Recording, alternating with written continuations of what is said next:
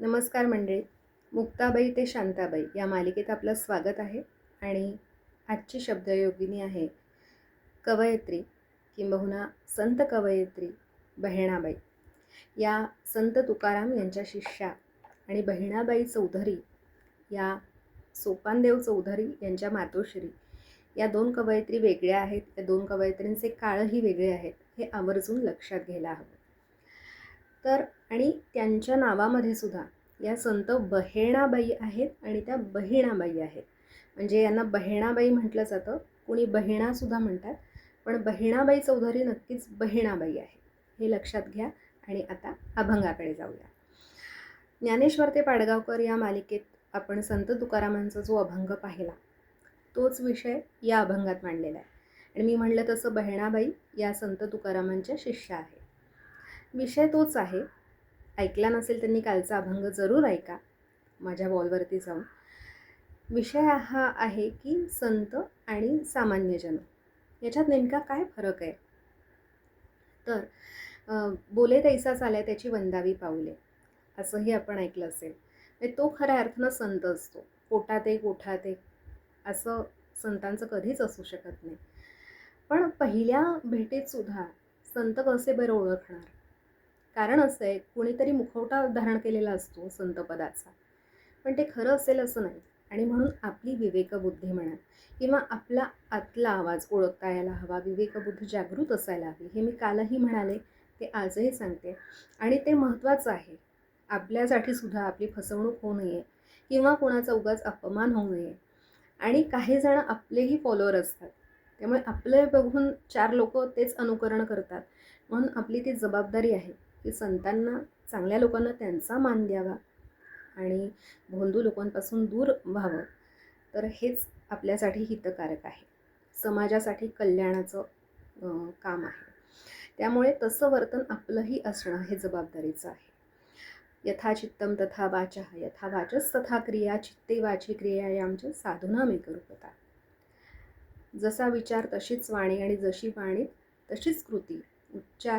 विचार उच्चार आचार यामध्ये जेव्हा एकवाक्यता असते तेव्हा त्यांना आपण साधू म्हणून किंवा संत म्हणून संबोधू शकतो, असं म्हणता येईल.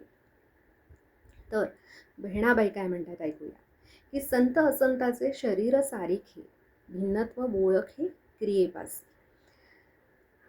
संत आणि असंत किंवा दुर्जन असं म्हणूया आपण. संत आणि सामान्य असंच नाही. दुर्जन म्हणजे जो संतपणाचा आव आणतोय. ते दिसायला सारखे दिसतात. ते गंध लावत असतील, ते माळ घालत असतील, ते असं म्हणत असतील आम्ही देवाचं खूप करतो किंवा नामस्मरण करताना दिसत असतील, पण त्यांचं अंतरंग हे वेगळं असू शकतं. किंवा संत आणि असंत यांचं अंतरंग हे वेगळंच असतं. आणि मग ते ओळखायचं कसं, तर त्यांच्या क्रियेवरून. कारण खरा स्वभाव जो असतो ना, तो प्रकट झाल्याशिवाय राहत नाही. म्हणून सूक्ष्म निरीक्षण हे पण महत्त्वाचं आहे. पटकन कुणावर विश्वास ठेवू नये. काय सांगू फळ दोहीचे वेगळे, जाणत्यासी कळे ज्ञानदृष्टी. जाणता असतो त्याला बरोबर कळतं. म्हणजे म्हणतात ना देहबोलीच्या बाबतीत की एखादा नजर चुकवत बोलत असतो, तर त्याच्यावरनं आपल्याला कळू शकतं की हा माणूस खरा आहे का खोटा आहे. किंवा उगाचच बाता मारणारा माणूससुद्धा कळतो जेव्हा त्याच्या बोलण्यामध्ये विसंगती दिसते. तर ती ज्ञानदृष्टी आपल्याकडे असायला हवी. परिस आणि गार सारिखे स्वरूप, तेल आणि तूप पाहे पारे. काच आणि मणी पाहता समान, अंतरीचे गुण भिन्न असे. खरे आणि खोटे सारखीची नाणे, तक्र दुधी गुण वेगळ्याची. काल तुकाराम महाराजांनी अशीच उदाहरणं दिली होती. चंद्र आणि तारे याच्यामध्ये चंद्राचं मोल वेगळं आहे. किंवा ताक आणि लोणी यामध्ये लोणी कायमच मुख्य आहे किंवा त्याला जास्त मोल आहे. तसंच काच आणि मणी हे दिसायला सारखे आहेत पण ते वेगळे आहेत. परीस आणि गार यांचं उदाहरण दिलं आहे. किंवा ताक आणि दूध दोघांचा रंग सारखा आहे पण त्याचंही मोल वेगळं आहे किंवा त्याचे गुणधर्मसुद्धा वेगळे आहेत. लांबून पाहिलं तर आपल्याला दोन्ही सारखं दिसतं, पण जवळून जरा पाहिलं, निरीक्षण केलं की लगेच कळतं. आणि चव तर वेगळी लागतेच किंवा वाससुद्धा लगेच कळतो. पण थोड्या निरीक्षणाने सुद्धा आपल्याला ताक आणि दुधाचा फरक कळू शकतो. पण पटकन पाहिलं तर सारखे दिसतात. संत आणि असंत यांचं तसंच आहे.